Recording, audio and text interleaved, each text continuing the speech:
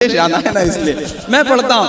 था शहंशाह को गुरूर बहुत, रब ने उसका गुरूर तोड़ दिया। कल थी जो 56 इंच की छाती, एक कन्हैया ने सब सिकोड़ दिया। एक कन्हैया ने सब सिकोड़ दिया। और बिहार वालों, आपको एक और चीज के लिए आपका शुक्रिया अदा करता हूं। आपने मुशायरा करा के कई शायरों के घरों में पैसे दिए हैं, इसके लिए तो शुक्रिया है ही, लेकिन एक चीज के लिए खास तौर पे आपका शुक्रिया कि आपने बिहार में फासिस्ट ताकतों को हरा करके हमारे उत्तर प्रदेश को जलने से बचाया। वरना जो दिवाली गुजरी थी साहब, जो दिवाली गुजरी थी वो पटाखों से नहीं बल्कि हमारे जलते हुए घरों से मनती है। बहुत बड़ा सच है। मैं 4 मिसरे पढ़ता हूं। कुछ सिंबल गढ़े गए थे आपके यहां इलेक्शन में, कुछ प्रतीक बनाए गए थे। मैं उन्हीं प्रतीकों को इस्तेमाल करते हुए 4 मिसरे पढ़ता हूं कि दूध ने चाय को हरा डाला।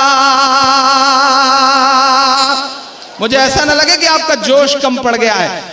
वो 8:30-9 बजे जो जोश था वही समझ में आना चाहिए, यहां से वहां तक कि दूध ने चाय को हरा डाला, सच ने अन्याय को हरा डाला।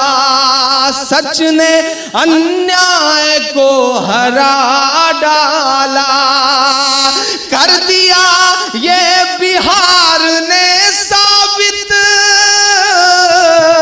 अब यहां से वहां तक एक हाथ को कसम, कर दिया ये बिहार ने साबित।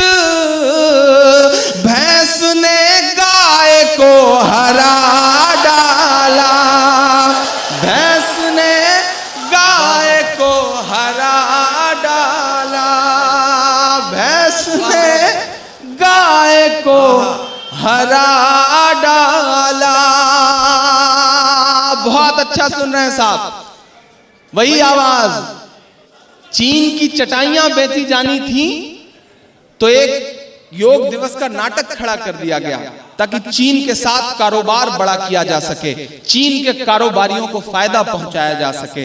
कितने भोले तरीके से देश की जनता को लूटा जा रहा है। मैं 4 मिसरे पढ़ता हूं, वही जो ये कह रहे हैं कि हाथ बंधे हैं। पिछले दिनों उन्होंने कहा कि जो जय नहीं बोलेगा मैं गर्दन काट दूंगा, तो उनके पीए ने कहा कि बाबा जी अपना तेल और शैम्पू का भी बिजनेस है, गर्दन कटी तो फिर तेल और शैम्पू कैसे बिकेगा। तब उनको याद आया कि हाँ यार बात तो सही है। मैं मिसरे पढ़ता हूं कि चढ़ते सूरज को नमस्कार न कर, उसकी तस्वीर पढ़ के देख कभी, उसकी तस्वीर पढ़ के देख कभी। योग का नाम भूल जाएगा, मेरा ईमान कहता है ये कि योग का नाम भूल जाएगा। बस तरावीह पढ़ के देख कभी, बस तरावीह पढ़ के देख कभी, बस तरावीह पढ़ के देख कभी। और पहले आता था अब नहीं आता, पहले आता था अब नहीं आता। खामियां हमारी भी हैं साहब, जब हम उसको भूल जाते हैं या बहुत गुनाह करने लगते हैं तो हम पे जालिम बादशाह मुसल्लत कर दिया जाता है। खामियां हमारी भी हैं, हम बेहिस से होते जा रहे हैं। हम व्हाट्सएप और फेसबुक और ट्विटर के जमाने में हादसों और जल्जलों की खबरों को भी चटखारे लेके शेयर करते हैं।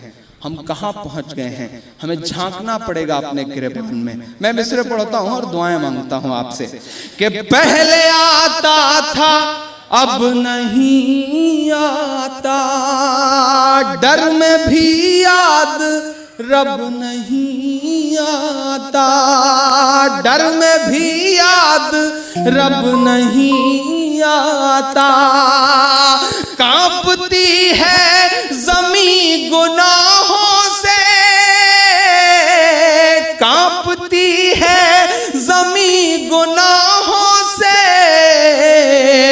जलजला बेसबब नहीं आता, जलजला बेसबब नहीं आता, जलजला बेसबब नहीं आता।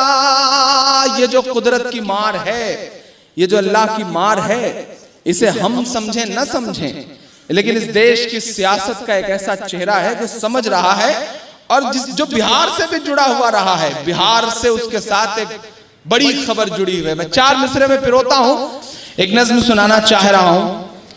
फैक्ट्रियां खुल गई हैं साहब, सर्टिफिकेट बांटे जा रहे हैं, वो तय करेंगे कि आप देशभक्त हैं या देशद्रोही हैं।